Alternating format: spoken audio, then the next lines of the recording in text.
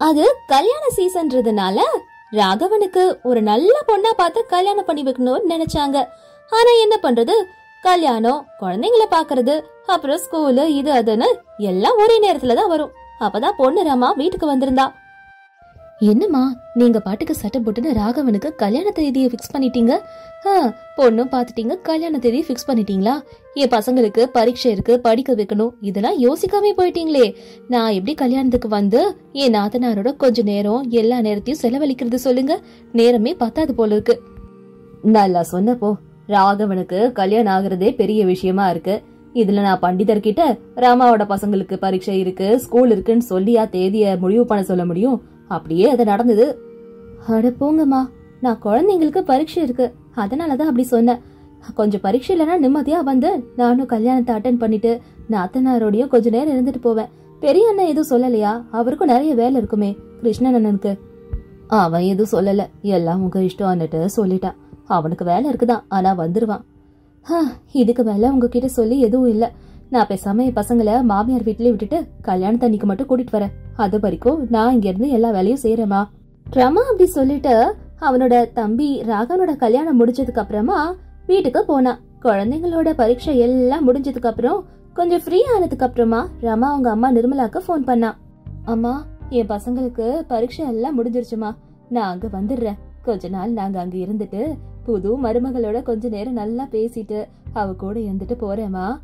கல்யாணம் ஆனதுக்கு அப்புறம் அவ கூட நான் நேரத்தையே குடுக்கலாமா. புது மருமகள் எப்படின்னு தெரிஞ்சுக்கணும்ல. குழந்தைங்களுக்கும் லீவுக்கு அங்க வந்தா மாதிரியும் இருக்குமா. நான் வந்துட்டு போறேன். அந்த விஷயத்த பர்மிஷன் கேட்டுட்டு தான் நீ வரணுமா என்ன? நம்ம வீட்டுக்கு வரதுக்கு எதுக்கு பர்மிஷனு? நீ பாட்டுக்கு சட்டை போட்டுன்னு கிளம்பி வர வேண்டியது தானே, இதுவும் வீடு தானே. அதுக்கப்புறம் ரமா போன் கட் பண்ணதுக்கு அப்புறமா நிர்மலா அவங்க 2 மருமகளையும் கூப்பிட்டு இப்படி பேசினாங்க.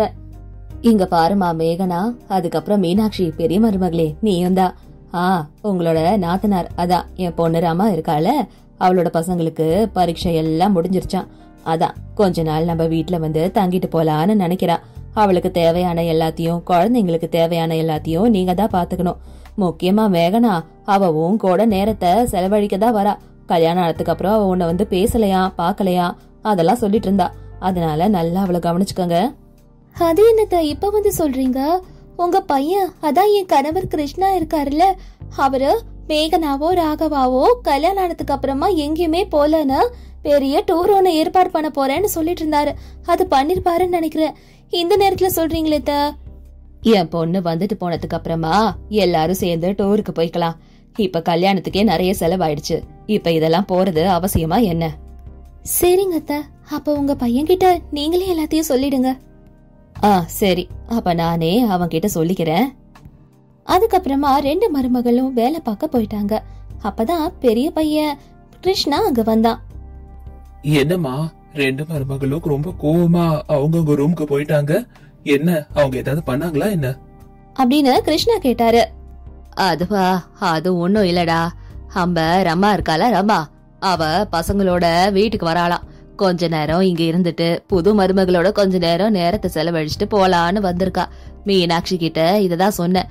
மீனாட்சி, நீ ஏதோ டூர் அரேஞ்ச் பண்ணிருக்கிறியாமே, அத சொன்னா. இப்ப எதுக்குடா டூர் எல்லாம்? கல்யாணத்துக்கே நிறைய செலவாயிடுச்சுல, இப்ப எதுக்கு இந்த டூர் எல்லாம் சொல்லு? ஐயோ, முன்னாடியே சொல்லக்கூடாதாமா? ஆபீஸ்ல இருக்கிறவங்கள வச்சுதான் நான் டிக்கெட் புக் பண்ணவே சொன்னேன். இப்ப எப்படி? சரி, இனிமே நீ போக வேணாம்னு சொல்லிட்டல, ஆபீஸ்ல இருக்கிறவங்க கிட்ட சொல்லி டிக்கெட்டை கேன்சல் பண்ண சொல்லிடுறேன். நம்ம ட்ரிப்புக்கு போக வேணாம்னு நீ சொல்லிட்ட, அவங்க கிட்ட சொல்லி எதையாவது பண்றேமா? சரிப்பா, சரி, நீ போயிட்டு கை காலெல்லாம் அலம்பிட்டு வா, வந்து சாப்பிடு, பசியோட இருப்பல. அப்படி 2-3 நாள் கழிச்சு ரமா அவளோட பசங்களோட அவங்க அம்மா வீட்டுக்கு வந்தா. அடட ரமா, வா வா வா, பேர பசங்களா எப்படி இருக்கீங்க? வெயில்ல இருந்து வந்திருப்பீங்க, வந்து உட்காருங்க. அம்மாடி கொஞ்சம் தண்ணி எடுத்துட்டு வாமா எல்லாருக்கும். அது என்னம்மா, இப்பதானம்மா நாங்களே வந்தோம் வெயில்ல இருந்து. அப்பப்பா, போன வருஷத்தை விட இந்த வருஷம் வெயில பயங்கர ஜாஸ்தியா இருக்கு. நடக்கவே முடியல தெரியுமா. கொஞ்ச நேரம் ரெஸ்ட் எடுத்துட்டு அதுக்கப்புறம் தண்ணி குடிக்கிறேன். சரி, போய் ரெஸ்ட் எடுத்துக்கோ. ஆமா, மத்தியானத்துக்கு என்ன சாப்பிடுற? அம்மா, எனக்கும் பசங்களுக்கும் சேர்த்து நல்லா சில்லுன்னு ஐஸ்கிரீம் பண்ண சொல்லு. நான் நல்லா தூங்கி எந்திரிச்சதுக்கு அப்புறம் சாப்பிடுறேன். அப்படி சொல்லிட்டு ரமா அவ ரூமுக்கு போய் நல்லா தூங்க ஆரம்பிச்சா. நல்லா ரெஸ்ட் எடுத்துட்டு இருந்தா. அதுக்குள்ள நிர்மலா அம்மா மீனாட்சியை கூப்பிட்டு இப்படி சொன்னாங்க. மீனாட்சி, சீக்கிரமா ஐஸ்கிரீம் ரெடி பண்ணு. ராமா எந்திரிக்கிறதுக்குள்ள ஐஸ்கிரீம் ரெடியா இருக்கணும். நிர்மலா அம்மா அப்படி சொன்ன உடனே மீனாட்சி கிச்சனுக்குள்ள போனா. இப்படி யோசிச்சா, இவ வந்துட்டாலே போதுமே, நம்மள கண்ணா பின்னான்னு வேலை வாங்குவாங்க. மகாராணி மாதிரி இவ ஹாயா ரெஸ்ட் எடுப்பா. ஆனா நம்ம மட்டும் எல்லா வேலையும் பண்ணணும். உனக்கு ஒண்ணு தெரியுமா மேகனா, இந்த நாத்தனார் இருக்காங்களே, இவங்க வந்தாலே நம்ம டூருக்கு எங்கேயுமே போக முடியாது. இவ்வளவு வருஷத்துல இவங்க வந்ததுனால எங்கேயுமே நாங்க போனதே இல்ல தெரியுமா. இவங்களை கவனிக்க, இவங்களுக்கு சேவை செய்யவே நேரம் கரெக்டா இருக்கும். என்னது சொல்றது சொல்லு. அப்படியாக்கா? ஆனா அண்ணி என்னவோ வரும்போது ஏதோ ரொம்ப வருஷம் கழிச்சு வரா மாதிரி அப்படிதானே பேசுறாங்க. அப்படிதான் நான் நினைச்சேன். இவங்க பேசுறதெல்லாம் அப்படிதான் இருக்கும். ரொம்ப தான் அழட்டிப்பாங்க. அதுக்கப்புறம் மீனாட்சியும் மேகனாவும் சேர்ந்து ஐஸ்கிரீம் பண்ணி அதை ஃப்ரிட்ஜில் வச்சாங்க. மத்த சமையல் வேலை எல்லாத்தையும் முடிச்சா மீனாட்சி. ராமாவும் அவளோட பசங்களை மட்டும் நல்லா ஜாலியா விளையாடிட்டு ரெஸ்ட் எடுத்துக்கிட்டு இருந்தாங்க. சிண்டு, பன்னி, என்னடா வந்ததுல இருந்து போனையே பாத்துக்கிட்டு இருக்கீங்க? இப்படி போனையே பாத்துக்கிட்டு இருந்தா எப்படி? கண்ணுதான் வீணா போகும். இப்ப லீவு தானே, போன்லாம் பார்க்க கூடாது. ஜாலியா வெளியே போய் விளையாடுங்க. விளையாடினா தானே நல்லா இருக்கும். போனையே பாத்துக்கிட்டு இருந்தா உங்களுக்கு எப்படி எல்லாம் நடக்கும் சொல்லுங்க. எங்களுக்கு வெளியே போய் விளையாடவும் தோணல. எங்க அம்மா எங்களை வெளியே விட மாட்டாங்க. எங்களுக்கு இங்கதான் இருக்க பிடிச்சிருக்கு. போன் பார்க்க தான் பிடிச்சிருக்கு. உங்களுக்கு வேணா நீங்க வெளியே போய் விளையாடிக்கோங்க. இது வேறையா? டேய், நான் உங்க நல்லதுக்கு தான்டா சொன்னேன் வெளியே போய் விளையாடுங்கன்னுட்டு. நீங்க என்னடா இப்படி பதில் சொல்றீங்க? என்னடா? உடனே சிண்டுவும் பன்னியும் அழுதுகிட்டே அவங்க அம்மா கிட்ட போய் கம்ப்ளைண்ட் பண்ணாங்க. அம்மா பாருமா, நாங்க போன் பாத்துக்கிட்டு இருந்தா மீனாட்சி அத்தை எங்களை திட்டுறாங்க. உடனே ராமா அவ ரூம்ல இருந்து வெளியே வந்து, என்ன அண்ணி, என் குழந்தைங்களை திட்டுறீங்களாமே? என் குழந்தைங்கள என் மாமியாரும் திட்ட மாட்டாங்க, எங்க அம்மாவும் திட்ட மாட்டாங்க. என்ன பண்ணாலும் கேட்க மாட்டாங்க. திட்டாதீங்க. என் குழந்தைங்க அழுவல. அவங்களுக்கு என்ன பண்ணணும் பண்ணக்கூடாதுன்னு நல்லாவே தெரியும். நீங்க ஒன்னும் சொல்ல வேண்டாம். ஐயோ ராமா, உன் குழந்தைங்க நான் எதுவுமே சொல்லல. போன் பாத்துக்கிட்டே இருந்தா கண்ணு வீணாகும்னு நல்லதுக்காக தான் வெளியே போய் விளையாட சொன்னேன். என் பசங்களுக்கு அவுட்டோர் கேம்ஸ் எதுவுமே தெரியாது அண்ணி. அப்படி ஏதாவது விளையாடணும்னா அவங்க அப்பா ஸ்டேடியத்துக்கு கூட்டிட்டு போய் விளையாட வச்சுட்டு கூட்டிட்டு வருவாரு. சரிங்க அண்ணி, நான் இனிமேல் உங்க பசங்கள எதுவுமே சொல்லல. ஏதாவது சொன்னா என்ன வந்து கேளுங்க. அவங்களுக்கு தான் எல்லாம் தெரியும்ல. அதுக்கப்புறம் அங்க இருந்து மீனாட்சி கிளம்பி போயிட்டா. ராமா என்னவோ அவங்க அம்மா கிட்ட போய் உட்காந்து இப்படி சொல்லிக்கிட்டு இருந்தா. அம்மா, ஆமா, புது மருமக வந்திருக்காங்களே, அவங்க என்ன எந்த வேலையும் செய்ய மாட்டாங்களா என்ன? எப்பயும் மீனாட்சி அணி பக்கத்துலதான் நிக்கிறாங்களே தவிர எந்த வேலையும் செஞ்ச மாதிரி நான் பாக்கவே இல்லையம்மா. மேகனாவா? மேகனா நல்லாதான் வேலை செய்வா. இப்பதானே வந்திருக்கா, கொஞ்ச நாள் ஆகட்டும், எல்லாத்தையும் பழக்கி விட்டுடலாம். நான் தான் மீனாட்சி பக்கத்திலேயே இருந்து அவ என்ன பண்றா அவளுக்கு கூடமாட உதவி மட்டும் செய்ய சொல்லிருக்கேன். ஓ அப்படியாமா? அப்படின்னு 2 பேரும் பேசிக்கிட்டே இருந்தாங்க. கொஞ்ச நேரம் கழிச்சு நிர்மலாக்கு ஒரு போன் வந்தது. அத கேட்டோன்னா கொஞ்சம் பயந்து போய் உட்கார்ந்துட்டு இருந்தாங்க நிர்மலா அம்மா. அப்புறமா, என்னம்மா, யாரு போன்ல? எதுக்கு இப்படி பதட்டமா இருக்க? உங்க அப்பா தான் போன் பண்ணாரு. யாரு? நமக்கு தொந்தரவு கொடுக்கறவங்க வராங்களாம். அதான் உங்க அத்தை உங்க அப்பாவோட தங்கச்சி வராங்களாம். என்ன பண்றது சொல்லு. அப்படியாமா? அத்தை இப்ப வராங்களா? ஆமா, கல்யாணத்துக்கு கூட வரல. யாரோ அவங்க வீட்டுல உடம்பு சரியில்லைன்னு வேற சொல்லிருந்தாங்களே. அவங்க வந்தா என்ன, வராட்டி என்ன? வந்தா நமக்கு தான் தலைவலி. எல்லா வேலையும் நாம தான் செய்யணும். இன்னைக்கு வருவாங்கல்ல, கேட்டு தெரிஞ்சுக்கலாம் ஏன் வரல, எதுக்கு வரலன்னுட்டு. ஊர்ல யாருக்காவது உடம்பு சரியில்லாம இருந்திருக்கும், அதுதான் காரணமா இருக்கும்னு நினைக்கிறேன். அப்படியே சாயந்தரம் ஆச்சு. நிர்மலாவோட கணவர் வீட்டுக்கு வந்தாரு. அப்ப நிர்மலா அவர்கிட்ட, வந்துட்டீங்களா? உங்களுக்காக தான் காத்துக்கிட்டு இருந்தேன். உங்ககிட்ட பேசணும் தான் வந்தேன். உனக்கும் பொண்ணுக்கும் வேற வேலையே இல்லையா? நான் வந்தோன்னு இல்லாத போல சொல்லி என்னையும் டென்ஷன் ஆக்குவீங்க. இப்பதான் நானே வீட்டுக்குள்ள வரேன். என்ன விஷயம் இப்போ? என்கிட்ட என்ன பேசணும்? அதான் போன்ல எல்லாம் சொல்லிட்டேல. ஏங்க, இப்ப எதுக்கு உங்க தங்கச்சி இங்க வராங்க? லீவு கிடைச்சா போதுமே, இங்க வந்து நல்லா டாரா போட்டுருவாங்க. உன் தங்கச்சி வந்துச்சுன்னா எல்லா வேலையும் நான் தான் பண்ணணும். காலகாலமா நான் தானே பண்ணிக்கிட்டு இருக்கேன். ஒன்னும் வேலை செய்ய மாட்டாவ.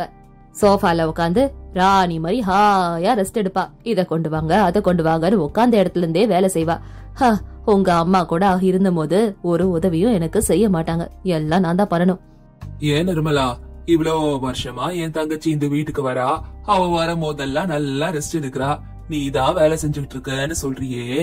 உன் பொண்ணு ரமாவ அப்பப்ப கூப்பிடுற. என் தங்கச்சியாவது எப்பயாவதுதான் வரா வருஷத்துல. ஆனா உன் பொண்ணு ராமாவை கொஞ்சம் லீவ் இருந்தாலே வீட்டுக்கு கூப்பிடுற. அவ மட்டும் என்ன வேலை செய்யறாளா என்ன? என் தங்கச்சி எப்படி எந்த வேலையும் செய்யாம இருக்காளோ அவளும் எந்த வேலையும் செய்யறது இல்ல. நல்லா தூங்கி சாப்பிட்டு ரெஸ்ட் எடுத்துக்கிட்டு இருக்கா. பெரிய மருமக மீனாட்சி ரொம்ப பாவம். எப்பெல்லாம் அவ வராலோ எல்லா வேலையும் அந்த பொண்ணு மட்டும்தான் செய்யுது. என் அம்மா உனக்கு உதவி செய்யலன்னு சொல்ற. நீ மட்டும் என்ன, ஐயோ மருமக கஷ்டப்படுறாளே அவளுக்கு கொஞ்ச நேரம் போய் நம்ம உதவி செய்வோம்னு செஞ்சிருக்கியா என்ன? அந்த பொண்ண நல்லா வேலை வாங்குறீங்க எல்லாரும் சேர்ந்து. அந்த பொண்ணு சலிக்காம எல்லா வேலையும் செய்யுது. கொஞ்சமாவது இறக்கத்தோட இருந்திருக்கீங்களா? இப்ப சின்ன மருமகளையும் அவளை மாதிரியே ஆக்கிட்டீங்க. என் தங்கச்சி பண்ணா தப்பு, ஆனா உன் பொண்ணா பண்ணா தப்பு கிடையாதாரமா? கூட்டு குடும்பம்னா எல்லாரும் சேர்ந்து ஒத்துமையா இருக்கிறது. எல்லா வேலையும் ஷேர் பண்ணிட்டு பண்றதுக்கு பேர் தான் கூட்டு குடும்பம். ஒருத்தரையே வேலை செஞ்சா அதுக்கு பேரு கூட்டு குடும்பம் கிடையாது.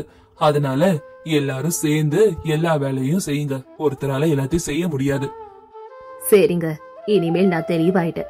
இனிமேல் அப்படி எல்லாம் பண்ண மாட்டேன். மருமகளுக்கு நான் உதவி செய்யறேன். ராமா நீயும் பண்ணு. அதுக்கப்புறத்துல இருந்து ராமா வீட்டுக்கு வரும் போதெல்லாம் நிர்மலாவும் ராமாவும் கூட மருமகளோட சேர்ந்து எல்லா வேலையும் ஷேர் பண்ணி சந்தோஷமா இருந்தாங்க. ஒரு ஊர்ல நாராயணா சாந்தின்ற தம்பதி இருந்தாங்க. அவங்களுக்கு 2 மகன்கள். பெரிய பையன் ரமேஷ் என்னவோ விவசாய வேலை பார்த்துக்கிட்டு இருந்தான். சின்ன பையன் சுரேஷ் பட்டணத்துல ஒரு உத்தியோகத்துல இருந்தான். பெரிய மருமக சீதா ரொம்ப நல்லா சமைப்பா. சின்ன மருமக காவேரி வீட்டு வேலையெல்லாம் ரொம்ப நல்லா செய்வா. அன்னைக்கு ராத்திரி எல்லாரும் சாப்பிட்டு முடிச்சதுக்கு அப்புறமா உட்காந்து பேசிக்கிட்டு இருந்தாங்க. அப்போ என்னங்க, இன்னைக்கு சீதா செஞ்ச பருப்பு ரொம்ப நல்லா இருந்தது இல்லங்க? ரொம்ப ருசியா இருந்ததுங்க. ஆமா சாந்தி, அவ என்ன சமைச்சாலும் ரொம்ப ருசியா இருக்கும். அவ கையால சமைக்கிறது அவ்வளவு அருமையாவும் ருசியாவும் இருக்கு தெரியுமா? அவ எப்ப சமைச்சாலும் எனக்கு ரொம்ப பிடிக்கும் சாந்தி. ரொம்ப நல்லா சமைக்கிறா. ஆமாப்பா, உண்மையிலேயே சீதா ரொம்ப சூப்பரா சமைக்கிறா. வெளியே வாங்கி சாப்பிடுறத விட நம்ம சீதா சமைக்கிறது சாப்பிடும் போதே ரொம்ப ருசியா இருக்கு. அதை விட அவ கையில ஏதோ மேஜிக் தான் இருக்கு. ஆமாமா, உண்மையிலேயே அண்ணி சமைக்கிறது ரொம்ப சூப்பரா இருக்கு. நான் கூட அதை விரும்பி சாப்பிடுவேன்னா பாத்துக்கோங்களேன். எனக்கு அமைஞ்ச 2 மருமகளுமே நல்ல கெட்டிக்காரலுங்கதான். ஒருத்தி சமையல்ல சூப்பரா பின்றா, இன்னொருத்தி வீட்டு வேலைகளை அவ்வளவு அற்புதமா செய்யறா. எனக்கு பெருமையா இருக்கு. அப்படியே சில நாட்கள் போச்சு. ஒரு நாளைக்கு சின்ன பையன் ரமேஷ் என்னவோ ரொம்ப பதட்டத்தோட சோஃபால உக்காந்துக்கிட்டு டென்ஷனா இருந்தாரு. அத பார்த்து அவரோட மனைவி காவ்யா அவர்கிட்ட வந்து இப்படி கேட்டா, என்னங்க என்னங்க பாக்குறதுக்கு ரொம்ப டென்ஷனா படபடப்பா இருக்கீங்க? என்ன ஆச்சு? காலையில இங்க இருந்து போகும்போது நல்லா தானே போனீங்க? ஆபீஸ்ல ஏதாவது டென்ஷனா என்ன? இப்ப வந்து இப்படி இருக்கீங்களே? என்ன வேலையில இருந்து எடுத்துட்டாங்க காவ்யா. என்னங்க சொல்றீங்க? வேலையில இருந்து எடுத்துட்டாங்களா? ஏங்க, நீங்க வேலை நல்லா தானே பண்ணுவீங்க? எல்லாரும் உங்களை புகழ்ந்து தள்ளுவாங்கன்னு சொல்லுவீங்களே, அவ்வளவு சூப்பரா முடிப்பீங்கல்ல, அப்படியே எடுத்தாங்க? உண்மையிலே ஏன் தப்பு எதுவுமே இல்ல காவியா. நான் ஒழுங்காதான் வேலை பார்த்தேன். ஆபீஸ்ல ஏதோ பிரச்சனையா, அவங்களுக்கு ஏதோ வர வேண்டியது வரலையா, அதனால நிறைய பேரை வேலையில இருந்து எடுத்துட்டாங்க. அதிர்ஷ்டவசம் இல்லாம நான் போய் அந்த லிஸ்ட்ல மாட்டிக்கிட்டேன். என்னன்னு சொல்றது சொல்லு. ஐயோ, இப்ப நம்ம என்னங்க பண்றது? குழந்தைங்களோட ஸ்கூல் ஃபீஸ் வேற கட்டணுமேங்க. நானும் அதையேதான் யோசிச்சுக்கிட்டு இருக்கேன் காவியா. இப்ப இருக்க நிலைமையில வெளியே போய் வேலை தேடுறது எவ்வளவு கஷ்டம் தெரியுமா? என்ன பண்றதுன்னே தெரியாம தத்தளிச்சுக்கிட்டு இருக்கேன் நானு. ஒண்ணுமே புரியல. ஐயோ, ஏங்க நீங்க வேற கவலைப்பட்டு டென்ஷன் ஆறீங்க? சரி, வேற ஏதாவது பண்ணலான்னுட்டு யோசிக்கலாங்க. நடந்தது நினைச்சு உட்காந்தோம்னா அடுத்தது என்ன பண்ணலான்றதே நமக்கு தோணாது. பேசாம வேலை வேலைன்னு தேடுறதுக்கு பதிலா நம்மளே ஏதாவது வியாபாரம் ஆரம்பிக்கலாம்ல. நம்ம சொந்த காலில் நம்ம நின்னா இந்த பிரச்சனை எல்லாம் வராது. என்ன வியாபாரம் பண்ணலான்றத பாருங்க. நம்மளே ஏதாவது பண்ணுவோங்க. என்னைக்குமே இந்த மாதிரி சொந்த காலில் நிக்கிறது எந்த பிரச்சனை வந்தாலும் கை கொடுக்கும். யார்கிட்டயும் கை கட்டி போய் நிக்க தேவையில்லைங்க. என்னது பிசினஸா? என்ன காவியா பிசினஸ் எல்லாம் பண்ண சொல்ற? எனக்கு வியாபாரத்தை பத்தி எதுவுமே தெரியாதே. இவ்வளவு நாள் ஒருத்தவங்க கீழே வேலை செஞ்சே நானும் பழகிட்டேன். வியாபாரம் பண்ற அளவுக்கு காசும் இல்ல. பேங்க்ல இருக்க பணம் எல்லாம் நம்மளோட கை செலவுக்கே பத்தாது. திடீர்னு தெரியாத வியாபாரத்தை ஆரம்பிச்சு ஏதாவது ஆச்சுன்னா? என்னங்க, பெருசா இருக்கணும்ல இல்ல, சின்னதா ஆரம்பிச்சா கூட போதுங்க. உங்க அண்ணன்கிட்டயும் அண்ணிக்கிட்டயும் கூட ஒரு வார்த்தை சொல்றது நல்லதுன்னு தோணுதுங்க. சொல்லிடுங்க. ஆமா காவியா, நீ சொல்றதும் கரெக்ட் தான். முதல்ல இந்த விஷயத்த வீட்ல சொல்லணும். வீட்ல சொன்னா ஏதாவது ஒரு தீர்வு கிடைக்கும். அண்ணி இருக்காங்களா, சீதா அண்ணி, அவங்களுக்கு புதுசு புதுசா நிறைய ஐடியா தோணும். அவங்க கிட்ட இத சொன்னா கண்டிப்பா ஏதாவது ஒரு ஐடியா கொடுப்பாங்கன்ற பெரிய நம்பிக்கையே அவங்க மேல இருக்கு அப்படின்னு யோசிச்சாங்க காவியாவும் சுரேஷும். அடுத்த நாள் காலையில விடிஞ்சதோ சுரேஷ் அவங்க எல்லார்கிட்டயும் பேசணும்னுட்டு சொன்னாரு. அப்ப அவங்க அம்மா, என்னப்பா சுரேஷ், அப்படி என்ன முக்கியமான விஷயம், என்னப்பா நடந்துச்சு? என்ன வேலையில இருந்து எடுத்துட்டாங்கம்மா. என்னப்பா சொல்ற, வேலையில இருந்து எடுத்துட்டாங்களா? நீ ரொம்ப நல்லா வேலை பாப்பியேப்பா, ஹார்ட் ஒர்க் பயங்கரமா பண்ணுவேன்னு தானே நாங்க கேள்விப்பட்டிருக்கோம். எல்லாரும் உனக்கு அவார்ட் எல்லாம் கூட கொடுத்து அனுப்பிச்சிருந்தாங்களே ஒரு நாளைக்கு. அவ்வளவு நல்ல வேலை பாக்குறவன எதுக்காக எடுத்தாங்க, என்ன காரணம்னு சொன்னாங்களா? சொன்னாங்கப்பா. ஆபீஸ்ல நிறைய ப்ராஜெக்ட்ஸ் எல்லாம் கைவிட்டு போயிடுச்சு. நிறைய பேர் எடுத்துட்டாங்க, என்னையும் எடுத்துட்டாங்கப்பா.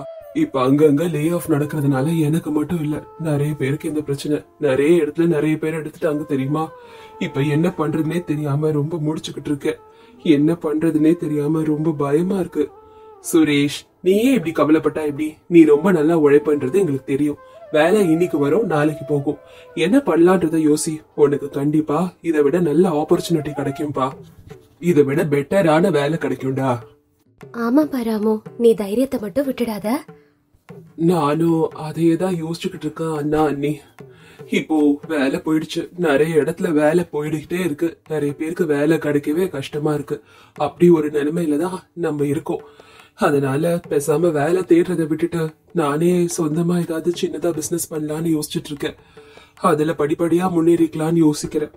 டேய், என்னடா புதுசா வியாபாரம்னுட்டு? வியாபாரம்னா நஷ்டம் எல்லாமே இருக்க செய்யும். அதெல்லாம் உனக்கு பார்த்து பழக்கமே இல்லையேடா. பழக்கம் இல்லாத ஒண்ணு எப்படிடா பண்ண போற? அத தெரிஞ்சவங்களே சரியா பண்றது இல்ல. உனக்கு வருமா? கஷ்டம்னுட்டு உட்கார்ந்தோன்னா எதுவும் செய்ய முடியாதுப்பா. நம்ம முதல் தடவை ட்ரை பண்றோம், கொஞ்சம் ட்ரை பண்ணி தான் பாப்போமே. முயற்சி செஞ்சா தானே நம்மளால முடியுதா இல்லன்னுட்டு தெரியும். சும்மா உட்கார்றதுக்கு இதாவது பரவாயில்ல. இதுவும் பெருசாலாம் நாங்க ஆரம்பிக்க வேண்டாம், ஆனா சின்னதாவது முயற்சி செய்யலாம்ல. டி எல்லார்கிட்டயும் சின்னதா ஒரு பிசினஸ் ஆரம்பிக்கலாமேன்னு சொல்லிட்டு இருந்தா காவியா. அது கேட்ட பெரிய மருமக, இப்படி வேணா பண்ணலாமா? இப்ப வேற வெயில் காலம், எல்லாரும் சூடா எதுவும் சாப்பிட மாட்டாங்க. சில்லுன்னு ஏதாவது குடிக்கணும் தான் நினைப்பாங்க. கூல் ட்ரிங்க்ஸ் அவ்வளவா யாரும் இப்பெல்லாம் விரும்பி சாப்பிடுறது இல்ல. ஆனா நம்ம ஊர்ல ஒரு நல்ல ஐஸ்கிரீம் கடையே கிடையாது. ஐஸ்கிரீம் கடையே சொல்ல போனா ரொம்ப தூரத்துல எங்கேயோ தான் இருக்கு. அது கூட வாங்கி யாரும் சாப்பிடுறது இல்ல. பேசாம ஐஸ்கிரீம் வியாபாரம் பண்ணா நல்லா இருக்கும்னு என்னோட யோசனை. சீதா, நீ சொல்ற மாதிரி ஐஸ்கிரீம் வியாபாரம் போட்டா ரொம்ப நல்லா ஓடும், அதுல சந்தேகம் இல்ல. ஆனா அதுக்கு ஃப்ரிட்ஜ் தேவை, அப்புறம் கரண்ட் வேற பிரச்சனை. ஏன்னா நம்ம ஊர்ல எப்ப கரண்ட் புடுங்குவாங்க எப்ப போடுவாங்கன்னே தெரியாதே. அப்படி ஒரு நிலைமையில எப்படி நம்ம இதை ஆரம்பிக்க முடியும்? அண்ணா, நானும் இதையே தான் யோசிச்சேன். ஆனா சோலார்னு ஒண்ணு இருக்கு, சோலார் பவர் யூஸ் பண்ணி நம்மளால இத பண்ண முடியும். அண்ணன், இப்பெல்லாம் எல்லாரும் எலக்ட்ரிசிட்டி விட்டுட்டு சோலாருக்கு தான் போறாங்க. அதை பயன்படுத்தும் போது எலக்ட்ரிசிட்டி பிரச்சனைன்றது நமக்கு வராதுன்னு தோணுதுன்னு. முயற்சி செஞ்சு பாப்போம், எப்படிதான் வருதுன்றத பண்ணி பார்த்தா தானே தெரியும். அண்ணன், அட சுரேஷ், ரொம்ப நல்ல ஐடியாவா இருக்கே. சோலாரா? ஆமாப்பா, இந்த கரண்ட் பிரச்சனை இருக்கிறவங்களுக்கு எல்லாம் இதெல்லாம் ரொம்ப பயனுள்ளதா இருக்கும். ஐஸ்கிரீம் எல்லாம் குழந்தைங்க விரும்பி சாப்பிடுவாங்க இந்த வெயில் காலத்துல. அத்தை, அதே மாதிரி விதவிதமான ஐஸ்கிரீம் செய்யதான் எனக்கு நல்லா வருவே. நான் அதுல அசத்தி கொடுத்துடுறேன். இப்போ வெயில் காலத்துல குழந்தைங்க மட்டும் இல்ல, பெரியவங்களும் ஐஸ்கிரீமை விரும்பி சாப்பிடுவாங்க. அந்த அளவுக்கு ருசியான ஐஸ்கிரீமை நான் தயார் பண்ணிடுறேன். அதெல்லாம் என்னோட பொறுப்பா நான் ஏத்துக்கிறேன் அத்தை. சுரேஷ், இந்த ஐடியா ஓகே தானே? சீதா, உண்மையிலே இது அற்புதமான ஐடியா சீதா. அண்ணே, அண்ணி சொல்ற ஐடியா ரொம்ப சூப்பரா இருக்குன்னு. விதவிதமான ஐஸ்கிரீம் எல்லாம் தயாரிச்சா வெரைட்டியா இருக்கிறத பார்த்து குழந்தைங்க ரொம்ப விரும்பி சாப்பிடுவாங்க, பெரியவங்க கூட நல்லா சாப்பிடுவாங்கன்னு தோணுதுன்னு. அண்ணி வேற சூப்பரா செய்வாங்க. டேய், கரண்ட் பிரச்சனை தீர்ந்தது, ஐஸ்கிரீமும் நல்லா பண்ண மாதிரி ஆயிடுச்சு. அவங்க சொல்ற யோசனை எல்லாம் நல்லா இருக்கு. சுரேஷ் சொன்ன சோலாரும் ஓகே தான், அப்புறமா சீதா சொன்ன ஐஸ்கிரீமும் சூப்பர் தான். நான் இதுக்கு உங்க எல்லாருக்கும் உதவியா இருக்கேன். ஐஸ்கிரீம் செய்யறதுக்கு ஆளெல்லாம் கூப்பிடாதீங்க, நானே கீழே இறங்கி உங்க எல்லாருக்காகவும் வேலை செய்யறேன். நானும் எல்லாருக்கும் உதவியா இருக்கணும்னு நினைக்கிறேன். சரி சுரேஷ், முதல்ல இதுக்கு தேவையான எல்லா ஏற்பாடுகளையும் செய். சோலார் பேனல்ஸ் எவ்வளவு ஆகும், அதுக்கப்புறமா ஐஸ்கிரீம் மிஷின் எவ்வளவு ஆகும்னா கேட்டு தெரிஞ்சுக்கோ. அப்படின்னா இன்னில இருந்தே நான் விதவிதமான ஐஸ்கிரீமை எப்படி பண்ணணும், இன்னும் புது வெரைட்டி, புது கலர்ஸ், கெமிக்கல் இல்லாம எப்படி பண்ணணும்ன்றத பார்த்து தெரிஞ்சுக்கிறேன். புத்தகம்லாம் வச்சிருக்கேன், அதை பார்த்து தெரிஞ்சுக்கிறேன். இப்படி நீங்க எல்லாரும் எனக்கு உதவி செய்யணும்னு முன் வரும்போது நான் கண்டிப்பா சாதிப்பேன்ற பெரிய நம்பிக்கையே எனக்கு வருது. கண்டிப்பா சாதிச்சு காட்டணும் உங்களுக்காக. இப்படி சுரேஷோட குடும்பத்துல இருக்க எல்லாருமே அவருக்கு உதவி செய்யணும்னு முன் வந்ததுனால அவருக்கு ரொம்ப சந்தோஷமா இருந்தது. கண்டிப்பா சாதிக்கணும்னு முடிவெடுத்தாரு. எல்லாருக்காகவும் நம்ம வாழ்ந்து காட்டணும், அவங்கள பெருமைப்படுத்தணும்னு முடிவெடுத்தாரு. சோலார் பேனல்ஸ் பத்தி விசாரிச்சு அதை கொண்டு வந்தாரு. அதை பத்தி நல்லா படிச்சு தெரிஞ்சுக்கிட்டாரு. ஐஸ்கிரீம் மிஷின் பத்தியும் தெரிஞ்சுக்கிட்டு அதையும் கொண்டு வந்து இறக்குனாரு. அதை பத்தியும் நல்லா படிச்சு எப்படி ஆப்ரேட் பண்ணணும்னு தெரிஞ்சுக்கிட்டாரு. ஆனா எல்லா ஏற்பாடும் ரெடி. சோலார் பேனல கடைக்கு மேல வச்சுட்டேன். கீழே பாருங்க ஐஸ்கிரீம் மிஷின். இப்ப கரண்ட் பிரச்சனையே இருக்காது. இனி சோலார வச்சு அது கரண்ட் பிரச்சனையே தீர்த்துக்கும். அதனால எலக்ட்ரிசிட்டி ப்ராப்ளம்லது இல்ல. இனிமேல் கடையை ஆரம்பிக்க வேண்டியதா. நாளைக்கே ஆரம்பிச்சிடலான்னு ஐஸ்கிரீமை தயாரிச்சு விக்கணும். சுரேஷ், ரொம்ப நல்லா எல்லா ஏற்பாடையும் பண்ணிருக்கடா. பரவாயில்ல, சொன்ன மாதிரியே சோலார் பேனல்ஸையும் கொண்டு வந்துட்டு ஐஸ்கிரீம் மிஷினையும் கொண்டு வந்துட்டடா. எனக்கு ரொம்ப நம்பிக்கை வருது. கண்டிப்பா நீ பெரிய ஆளா மாற போற பாரு. அடுத்த நாள் காலையில அங்க சீதா எந்திரிச்சு ஐஸ்கிரீமை தயாரிக்க ரெடி பண்ணா. எல்லாத்தையும் கலர்ஸ், ஃபிளேவர்ஸ் எல்லாம் பார்த்து தயாரிச்சா சீதா. அதுக்கப்புறமா கொண்டு போய் ஐஸ்கிரீம் மிஷின்ல வச்சு மற்ற எல்லா ப்ராசஸையும் அவங்க 2 பேரும் சேர்ந்தே ரெடி பண்ணாங்க. இதை பார்த்து குழந்தைங்க எல்லாம் அங்க ஓடி வந்தாங்க. ஐஸ்கிரீம் கடைக்கு வந்த குழந்தைங்க ஷாப்பை வியந்து பார்த்து அதுல இருந்த ஒரு சின்ன பையன், டேய் இங்க பாருடா, புதுசா ஐஸ்கிரீம் கடை ஆரம்பிச்சிருக்காங்க. ஆமாண்டா, போய் சாப்பிடலாம் வாடா. ஐஸ்கிரீம் அங்கிள் ஆண்டி, உங்ககிட்ட ஐஸ்கிரீம்ல என்ன வெரைட்டி எல்லாம் இருக்கு? அடட, ஐஸ்கிரீமா நிறைய வெரைட்டி இருக்கு. உங்களுக்கு என்ன வேணும்? எனக்கு மாங்காய் ஐஸ்கிரீம் வேணும். எனக்கு சாக்லேட். இப்படி குழந்தைங்க எல்லாரும் ஐஸ்கிரீமை பார்த்து கடைக்கு வந்து சாப்பிடுறத பார்த்து சுரேஷும் அதுக்கப்புறமா அவர் மனைவி காவியாவும் சந்தோஷப்பட்டாங்க. சீதா அவங்களுக்கு ஐஸ்கிரீம் செய்யறதுல உதவியா இருந்தா. அத காவியா வாங்கி வித்துக்கிட்டு இருந்தா. இதுக்கப்புறமா வேலையெல்லாம் முடிச்சுட்டு சுரேஷோட அண்ணன் ரமேஷ் கூட அங்க வந்து அவருக்காக உதவி செஞ்சாரு. கஸ்டமர்ஸ் கிட்ட பேசி ஆர்டர் பிடிச்சுக்கிட்டு இருந்தாரு. சுரேஷ் அவங்களுக்கு சப்ளை பண்ணிட்டு இருந்தாரு. இப்படி குடும்பமா எல்லாரும் சேர்ந்து சுரேஷை தூக்கி விடணும்னு நினைச்சாங்க. குடும்பமா சேர்ந்து இப்படி அவங்க ஒரு நல்ல பிசினஸ் ரெடி பண்ணாங்க. நல்லபடியா வாழ்ந்து அதுல ஜெயிச்சும் காட்டினாங்க எல்லாருமே சேர்ந்து.